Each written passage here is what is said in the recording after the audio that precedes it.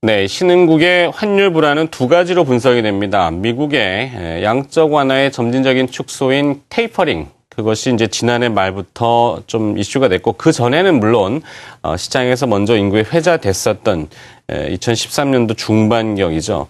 그때부터 이제 환율이 좀 불안해지기 시작하다가 실제 테이퍼링이 진행이 됐고, 그 다음에 중국의 지표가 세계의 성장 동력이라고 하는 중국이 조금 불안해진다라는 것 때문에 겹치면서 지금 불안해지고 있는데요.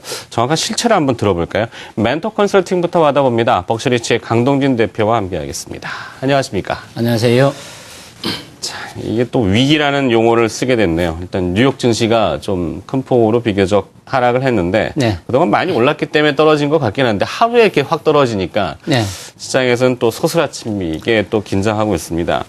자, 어떻습니까? 글로벌 주요 증시들은 실제 어떤 흐름을 나타내고 있는지 전체 그림부터 한번 살펴볼까요? 예, 유동성 기류가 큰 변화를 보이고 있다, 요동치고 있다. 그 표현은 맞겠습니다만은 경제, 금융 쪽의 위기다 하는 것은 좀 과한 것 같습니다.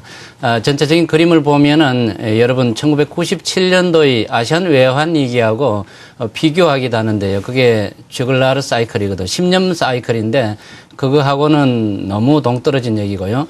그다음에 여러분들 그리스 위기 등등으로 지난 몇 년 전까지 유럽 쪽에서 이거 시끄러운 소리를 들었을 것인데 그것이 키친 사이클이거든요. 그 사이클도 아니고요. 그 다음에 일어날 수 있는 것이 이제 중간중간에 한 번씩 용트림을 치고 있는 그런 유형인데 지금의 이 금융시장의 혼란은 여러분 지난해 6월을 한번 연상해 보시기 바랍니다.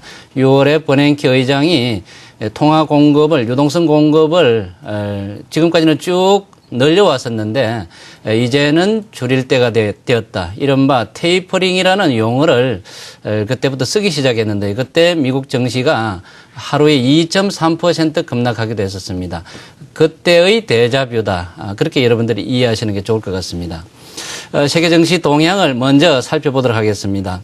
유럽과 미국은 이미 조정을 준비를 하고 있었는데요. 이 조정 말미에 조정이 나오려는 시점에 지금 여러분이 느끼시는 대로 유동성 문제가 불거져 가지고 일제히 지금 매도 신호가 나온 상태가 되겠습니다. 유럽은 얼마 전까지만 해도 독일과 영국 등등이 일제히 신고가를 경신을 하고 있었고요. 미국의 경우도 나스닥 지수가 14년 최고치를 경신을 하고 있었습니다. 그러니까 미국과 유럽 등등의 정권 시장이 너무 높은 위치에 와 있다 하는 것이 지난주까지 얘기였으니까 조정의 시점에서 이런 이슈들이 상대적으로 크게 부각이 되었다. 그렇게 이해하시면 되고요.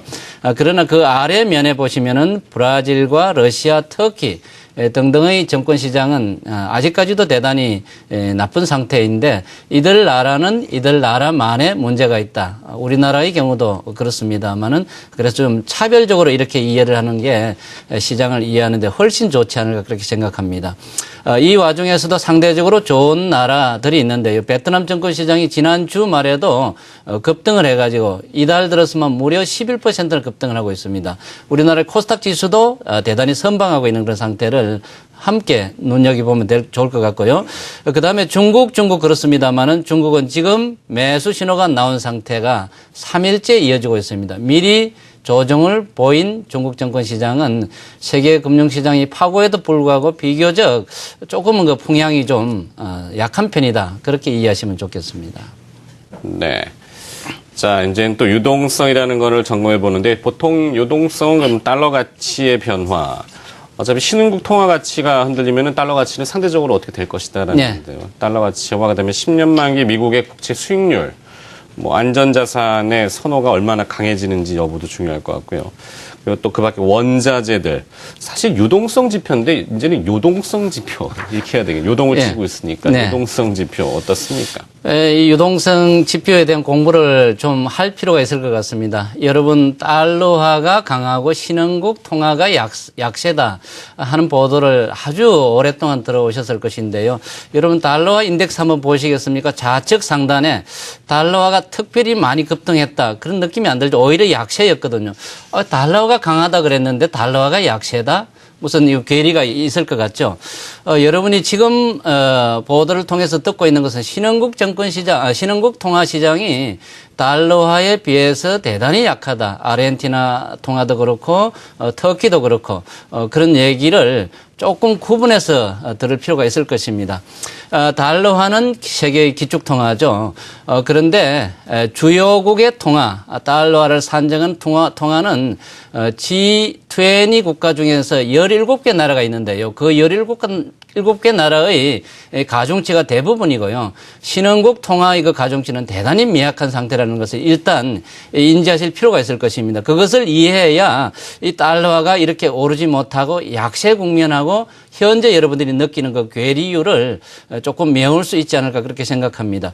최근의 동향을 보면은 지난주 목요일 날 달러화가 큰 폭으로 내렸습니다. 이게 좌측 상단에 이렇게 표시가 되고 있는 것이고요. 그러면은 반대 방향으로 무슨 통화가 올랐는지를 볼 필요가 있거든요. 일본 엔화가 갑자기 이렇게 오르고 있는 현상, 그리고 유로존의 파운드화, 유로화, 스위스 프랑화가 오르고 있는 현상, 그리고 중국의 위안화도 오르고 있는 현상이요. 이들 몇 개 나라는 굵직한 몇 개 나라는 오르고 달러화가 약세 국면이거든요. 그런데도 불구하고 이머징 마켓의 통화는 약하다. 여기에 여러분들 일단은 그림을 좀 그려주시고요. 그 다음에 중국의 위안화 동향이 되겠습니다. 중국의 경제 성장률이 조금은 논란의 여지가 있다. 이 얘기하고요. 그 다음에 위안화 가치는 계속 오르고 있다는 이 얘기. 그리고 중국 증권시장은 상하이 지수 기준으로 2000포인트에서 살짝 내려왔다가 다시 반등하고 있다는 이 그림도 여러분 연상을 한번 해주시고요. 그 다음에 10년 만기 미국제 수익률 동향이 되겠습니다. 이 수익률은 크게는 방향성으로는 우상향 방향이다. 그레이트 로테이션이다. 그 다음 변동성으로는 테이퍼링 이슈다. 지금 여러분들이 테이퍼링 이슈를 온몸으로 느끼고 있는 그런 상황이 되겠습니다. 길게 보면은 위로 오르는 방향인데 그 중간중간에 유동성을 공급하는 규모를 축소할 때마다 이렇게 출렁거린다는 얘기죠. 즉 올라왔다가 조정을 받고 올라왔다가 조정을 받고 하는 이 현상. 그러나 지금은 그 변화가 크기 때문에 안전자산 혹은 안전지표로 할 수 있는 10년 만기 미국제 수익률이 가파르게 내리고 있다. 그러나 여러분들 조금 있으면은 내리는데 한계를 느낄 수 있을 것 같다 하는 얘기를 먼저 전해드리고요. 그 다음에 이머징 마켓으로 돈이 흐르고 그리고 나오고 하는 지표가 되겠습니다. 캐리 트레이드 지표가 되겠는데요. 오른편에서 아주 가파르게 떨어지고 있는 그런 모습을 볼 수가 있겠습니다. 이것은 신흥국 통화의 약세하고도 같은 방향입니다. 그래서 최근에 한 3, 4일 정도의 이 지표가 가파르게 떨어지고 있는 것이 세계 금융시장의 유동성 기류의 변화하고 연동이 된다. 그렇게 정리해 드리겠습니다.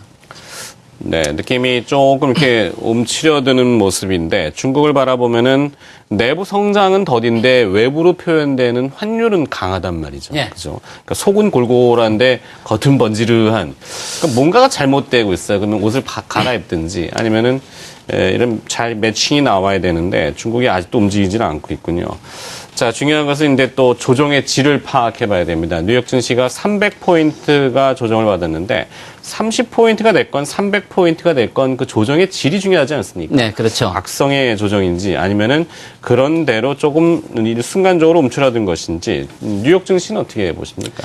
예, 여러분들 이제 유동성의 그 향배하고요. 어디로 향하는지 하는 거하고 그다음에 유동성의 공급 규모가 늘어나는지 줄어드는지에 대한 그림을 그릴 필요가 있는 것이거든요. 현재는 제가 아까도 말씀드렸다시피 미국이 양적 완화 조치를 축소한다. 그래도 통화를 공급하는 것이거든. 공급의 규모를 줄이는 것이니까요. 그러면은 유동성을 줄이는 것은 어떤 현상이느냐? 미국이 비로소 금리를 올릴 때 그때 줄이는 것이거든요. 그러니까 중간중간에 줄이는 이슈가 있을 때 시장이 흔들리는 그 과정을 여러분들이 연상을 하시면 좋겠습니다. 이번 주에 미국 FOMC 회의가 열리게 될 것인데 여기에서 다시 더 줄이느냐, 더 줄이는 규모를 얼마로 할 것이냐, 언제 할 것이냐 하는 이 불확실성이 있는 것이거든요. 그 요인 때문에 일정 부분은 시장이 더 흔들린다. 그렇게 해도 과언이 아닐 것입니다. 그런데 전체적인 통화를 줄이는 것이 아니고 공급되는 것이니까 이 유동성이 한쪽에서 빠져나가면 어느 곳에 또 향하게 되는 것이거든요. 그 중에 하나가 여러분 상품 시장이 되겠습니다. 상품 시장의 동향 한번 보시겠습니까? CRB 지수가 예, 최근에 여러분 이 올라오고 있는 노란색으로 되어 있는 것을 보고 계시는데 이쪽으로 흘러가는 그런 면이 있고요. 또 다른 한 면으로 금 가격이 역시 같은 폭으로 이렇게 오르고 있는 이 현상을 여러분 주목해 볼 필요가 있겠습니다. 그 다음에 시장이 흔들리니까 채권 시장으로 잠시 또 움츠러드는 면이 있고 그 다음에 중국 시장으로 또 통화 가치가 강세인 방향으로 유동성이 기웃거리는 면도 여러분 연상해 볼 필요가 있겠습니다. 다음 하나인데요. 제가 지난 6월에 데자뷰다 하는 그림이 이 그림을 통해서 제가 여러분께 소개해 드리는 겁니다. 지난해 6월 한번 보시겠습니까? 위가 다우지수의 그림이 되겠고 아래가 우리나라 코스피 지수의 모양이 되겠습니다. 모양이 거의 비슷하게 되겠고요. 그때 이 음봉으로 되어 있는 이 크기가 2.3% 급락했을 때입니다.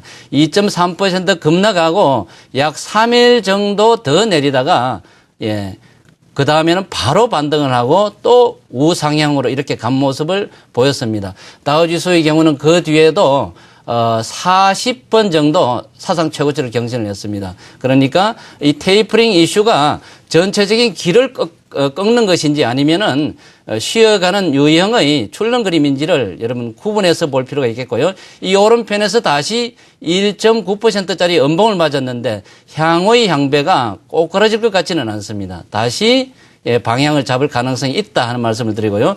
그 다음에 우리나라 코스피 지수의 동향이 되겠는데 코스피도 역시 V자 모양으로 모양을 그리다가 올라왔었거든요. 미국이 더 올라왔었는데 오르지 못한 아쉬움은 있습니다만은 다시 오른편에서 음봉을 맞았습니다.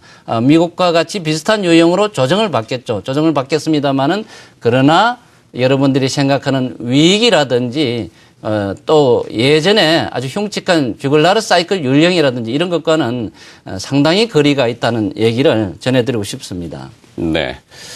자, 이 위험이라고 하는 것은 그냥 놔두면 좌시하게 되면 번지는데 아주 또 급속한 속도를 내기 마련인데요. 이번 주에는 양적 완화의 점진적인 축소, 테이퍼링 이슈가 또 추가로 얼마나 이루어지는지에 대한 여부가 FOMC 또 이벤트가 있죠. 거기에 신흥국의 통화 불안, 어디서 차단이 될지는 모르겠습니다만 일단 현재 현존하는 그런 리스크고 이 두 가지를 또 섞으면은 갈 길 바쁜 코스피, 1900포인트가 또 보이네요. 이거. 네, 그렇죠. 지키느냐. 물론 1940포인트니까 아직 여유는 좀 있습니다만 우리 시장은 어떻게 판단하시는지. 예, 제가 지난주 이 시간을 통해 가지고 잘하면 이번 주에 매수 신호를 볼 수 있을 것 같습니다. 그 말씀을 드렸는데 그날 매수 신호가 나왔습니다. 그런데 신호가 나오고 지난번에도 그랬습니다만 이 신호의 기간이 중요하거든요. 사이클이 중요한데 아주 단기 사이클 일주일 만에 꺼지고 또 일주일 만에 꺼지고 하는 것이 반복되고 있는 것이 조금 안쓰럽습니다. 우리나라 코스피 신호가 거의 꺼졌다. 일주일 만에 꺼졌다. 그렇게 보시면 되고요. 그 아래 황금 분할선이 1880포인트가 보이는데 지금의 이 쇼크로 거기까지 얼른 내려갈 가능성도 있습니다만은 그러나 그 자리가 오래 머물러야 될 자리는 아닌 것 같습니다. 내려가도 금방 올라올 것 같고요. 현재는 이 추세가 1900포인트, 1910포인트대 근방에서 형성될 그런 구조고요. 원래는 1970포인트대가 그 위에 안전지대인데 그 아래로는 그 위로는 조금 많이 버거워졌으니까 오른편에서 대외 여건과 연동되는 코스피의 하방 경직성의 모습을 우리가 좀 찾아야 되지 않느냐 그렇게 소개를 해드리고요. 그다음에 수급의 동향이 되겠습니다. 코스닥은 외국인 투자가들이 계속 사고 있고 그 오른편에 파생시장 쪽에서의 선물 매도 횟수가 계속되고 있는 그런 상황입니다. 이것은 대외 여건을 일정 부분 반영했다 그렇게 볼 수 있겠고요. 그러나 그와 연동되는 거래소 쪽에서의 외국인 매물이 그렇게 많지는 않은 상황이거든요. 우리나라는 이미 선반영된 면도 있고 외국인이 팔 물량도 별로 그렇게 느껴지지 않는다. 이것이 대외 여건에도 불구하고 우리나라 코스피 시장이 조금은 상대적으로 좀 유리한 면이다. 그렇게 전해드리겠습니다. 네, 일단은 개장 전에 또 중심부터 잡아봤습니다. 멘토 컨설팅이었고요. 벅셔리치의 강동진 대표가 수고해 주셨습니다. 고맙습니다. 네, 감사합니다.